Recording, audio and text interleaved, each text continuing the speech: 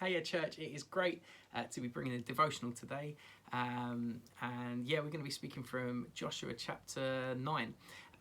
Anyone who knows me knows that I am a trusting person. Some would say naive. I like to think of it as trusting. Like if someone says something or tells me something, I'll generally believe it.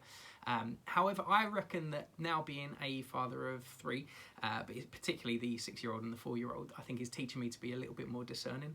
I wouldn't say that everything they say is a lie, but I would say that much of what my children, maybe it's just my children or every child says, isn't always entirely true. It might be, have you eaten all your dinner? Yes, Dad.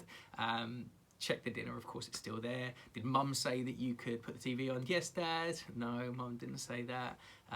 Who left this floater in the toilet?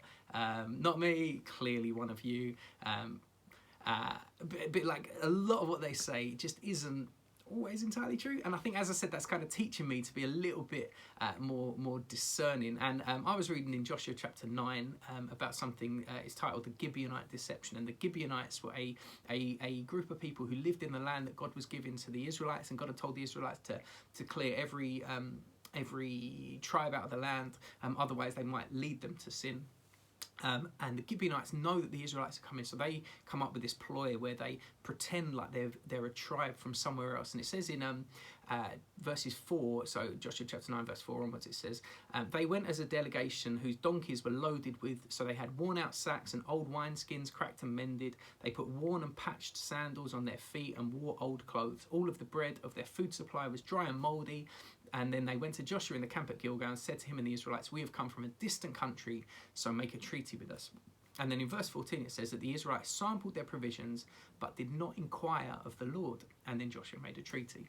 And the point of this story is that they looked convincing. Everything they said seemed to be right. They kind of passed the sniff test of, yes, they look like they've come from a long way away because their sandals are mouldy, their bread's worn out, or their bread is mouldy and their sandals are worn out, although their sandals may have been a bit mouldy as well. But like they had come from a long way. It looked like they'd come from a long way, and so the Israelites, Joshua just trusted them, and he just took them at face value.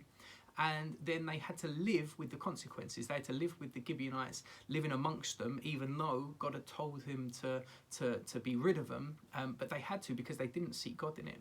And just as I was reading this recently, I just felt kind of God speak to me, because in the world we live in today, we are assaulted with so much information, so much stuff comes our way. And obviously there's, you can call it fake news, but really the truth is that there is so much out there that is disguised as truth, but isn't always. And it's not just the information we receive. It might be, decisions that we have to make, life decisions that come our way. And it looks good, it passes the sniff test, and it looks so good that we don't even seek God on it. And I think the encouragement from this story really is that as believers, if we're going to live our lives as Jesus wants us to, that we have to include him in everything that comes our way. We need to not just take it at face value because it sounds good or looks good or seems good. We need to seek God in it as well, and we need to pray. We need to be in our word. We need to be close to God, so that even when something looks good, we need to recognize that we need to seek God in it. That even the best things seemingly aren't always that.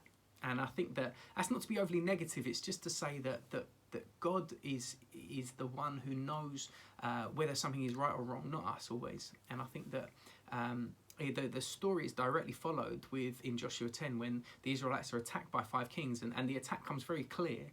But Joshua has learned from his mistake, and he seeks God, and he says, God, do we go? And God says go, and God gives him the victory.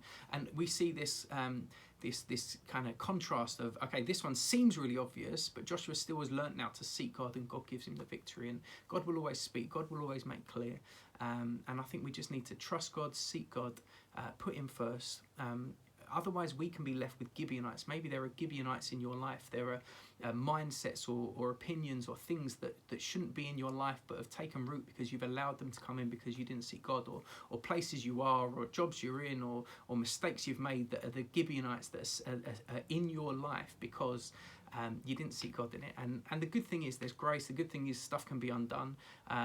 We're not making a permanent treaty with these things, but maybe today we can just spend some time thinking, praying and seeking God on are there any of these Gibeonites? Are there any things in our lives that shouldn't be there? And also maybe as new information comes and as new opportunities come, we make the decision that we're going to seek God first in everything. Hope that encourages, blesses, challenges. Have an amazing day. God bless you.